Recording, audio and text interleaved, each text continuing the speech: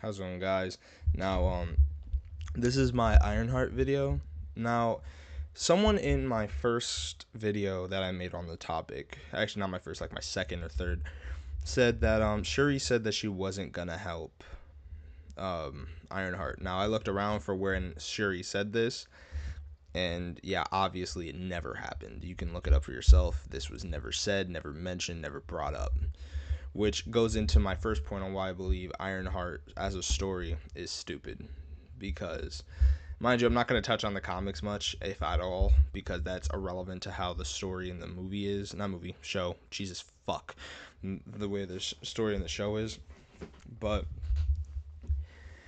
she doesn't ask for help, not once, from either the American government nor Wakanda, which, if I was her, being the absolute genius that she's supposed to be, I would have asked for some assistance, especially since I risked my life fighting a war for Wakanda, right? I feel like anybody in that situation would. But no, she doesn't.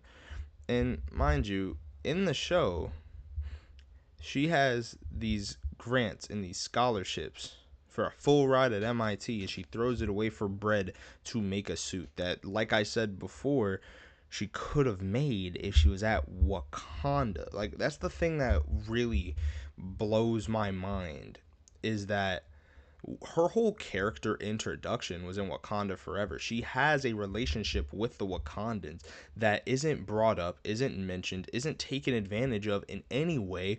And the only reason why is so we can have this shittily made story about her trying to be iconic and stealing shit, right? Because in the back of our minds, that thought of her being on the front lines for Wakanda is in our heads because that's our first introduction to the character in the MCU. So I can't just suspend my disbelief and be like, yeah, no, the government wouldn't help her. You know, the same government that wanted her machine in Wakanda Forever. Nah. Oh, Wakanda wouldn't help her. Why wouldn't they? Realistically, they're willing to help Bucky, and that was T'Challa. And if you wanted to say that T'Challa, like, because if you want to bring up comics, T'Challa was way more conservative, pretty much, right?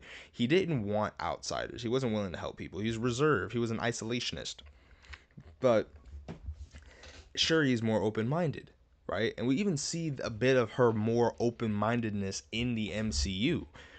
So you can't convince me that she wouldn't help someone who put their life on the line for your people. It just doesn't make sense.